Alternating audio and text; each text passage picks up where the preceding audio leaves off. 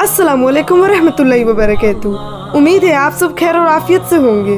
तो इस वीडियो में मैं आपको बताऊंगी फिरौन की बांदी मसाता के बारे में। आज से हजारों साल पहले मिस्र में एक नहायत जालिम और जाबिर बादशाह फिरौन की हुकूमत थी, जो कि ना सिर्फ एक बादशाह था बल्कि हुदूद में इस कदर आगे निकल चुका था कि उसने खुदाई का दावा कर रखा था। फिरौन नहायत ही बदकिरदार और बुरा शख्स था। उसने अपनी रियाया को ये हुक्म दिया था कि उसे सजदा करे, और जो भी उसे सजदा करने से इनकार कर देता तो फिरौन उनको दर्दनाक सज़ा देता, हत्ता कि उनके कत्ल का फरमान तक जारी कर देता।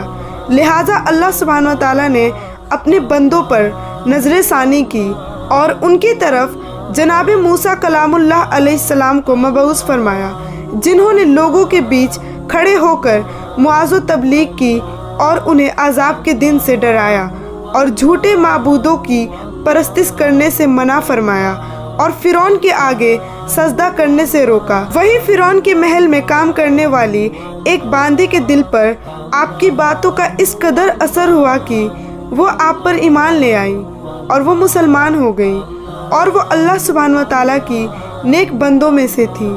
उस बांदी का नाम मसाता था, जो कि फिरौन के महल में खादिमा थी, जिसको फिरौन ने अपनी बेटी के खिदमत के लिए रखा था। एक रोज़ की बात है कि जब मसाता फिरौन की बेटी को कंघी कर रही थी, तभी अचानक उसके हाथों से कंघी ज़मीन पर गिर गई। जब वो कंघी उठाई तो उसके मुंह से बिस्मिल्लाह निकल पड़ा। इस पर फिरौन की बेटी ने कहा, आज तुमने बहुत अजीब कलिमात कहे, यहाँ तो सबका रब सिर्फ फिरौन ही है, फिर तुमने किसका नाम लिया? इस बात पर उस बांदी ने जवाब दिया कि फिरौन हरगिज़ रब नहीं, बल्कि रब तो वो अल्लाह है जो मुझे, तुझे और यहाँ तक कि फिरौन को भी रोज़ी देता है। इस पर फिरौन की बेटी ने कहा, इसका मतलब तुम फिरौन को अपना रब नहीं मानती और तुमने किसी और को अपना रब बना रखा है। उसने कहा, हाँ, और वो अल्लाह सिर्फ मेरा ही नहीं, तेरा और तेरे बाप का भी रब है, और वही सारे मखलूक़ात का रब है। फिरौन की बेटी ने इस बात की खबर अपने बाप को दे दी। इस बात को सुनकर फिरौन बहुत ज़्यादा गुस्सा हुआ और उस बांदी को अपने दरबार में बुलाया। जब वो बांदी दरबार में पहुंची तो फिरौन ने पूछा, तुमने मेरे सिवा किसी और को अपना रब मान लिया है? खादिमा ने बिना डरे साफ साफ कह दिया, मैं तुम्हें हरगिज़ रब नहीं मानती। मेरा रब तो सिर्फ अल्लाह ही है, जो मेरा, तेरा और सबका रब है, और वही बुलंदियों वाला है। जवाब सुनकर फिरौन हैरान हो गया और ये सोचने लगा कि आखिर इस बांदी के अंदर इतनी हिम्मत आई कहाँ से। वो उससे इस जवाब की बिल्कुल उम्मीद नहीं किया था।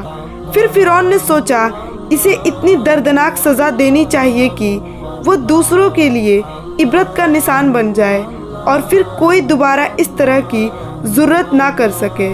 फिरौन को ये मालूम था कि ये बांदी अपने बच्चों से बहुत मोहब्बत करती है। फिर फिरौन ने उस बांदी के बच्चों को दरबार में बुलवाया। फिर उसने अपने सिपाहियों को ये हुक्म दिया कि एक बड़ी देग में तेल को इतना गर्म किया जाए हत्ता कि वो खौलने लगे। जब ये देग खूब गर्म हो गई तो उस जालिम ने ये हुक्म दिया कि उस बांदी के सारे बच्चों को बारी बारी करके इस खौलते हुए तेल में डाल दिया जाए। फिरौन का ये हुक्म सुनकर बांदी का दिल दहल गया, मगर उसने नहायत सब्र और तहम्मुल से काम लिया। सिपाही ने उस बांदी के एक बच्चे को पकड़ा और उसे ले जाने लगे। वो बच्चा चीखता चिल्लाता कभी अपनी माँ की तरफ देखता तो कभी उम्मीद भरी निगाहों से फिरौन की तरफ देखता तो कभी सिपाहियों से रहम की भीख मांगता। बांदी अपने बच्चे को मोहब्बत भरी निगाहों से देख रही थी। उसके लिए ये मंजर कयामत से कम ना थी और वो दिल ही दिल में अपने बच्चे को अलविदा कह रही थी। फिर कुछ ही लम्हों में उन जालिमों ने बांदी के बच्चे को उस खौलते हुए तेल में फेंक दिया और फिर देखते ही देखते उसकी हड्डियां तेल के ऊपर तैरने लगी। फिरौन उस बांदी से कहने लगा, अब तू उस रब को छोड़ दे जो कि नज़र भी नहीं आता और मुझको अपना रब तस्लीम कर ले। बांदी ने उसे खुदा मानने से साफ इनकार कर दिया। फिर फिरौन बारी बारी करके उस बांदी के सभी बच्चों को उसके नज़रों के सामने ही हलाक कर दिया। अब फिरौनिये उस बांदी के सबसे छोटे बच्चे की तरफ बढ़े जो कि दूध पीता बच्चा था। जब सिपाहियों ने बच्चे को छीना तो बच्चा जोर जोर से रोने लगा। माँ के दिल को अब मजीद सब्र बाकी ना रहा और उसका दिल तकलीफ और रंज से फटने लगा। वो जमीन पर गिर गई और रोने लगी। वो बुलंदियों और अजमत वाला खुदा उसकी बंदी के ऊपर गुजरने वाली कयामत से खूब वाकिफ था, लिहाजा अल्लाह की तरफ से एक मुअजिज़ा जाहिर हुआ और वो दूध पीता बच्चा जो अभी बोल भी ना सकता था, वो बच्चा पूरी दरबार में बोल पड़ा, ऐ मेरी अम्मी जान, तू हक पर है। बेशक दुनिया की तकलीफ आखिरत के अजाब से बहुत हल्की और छोटी है।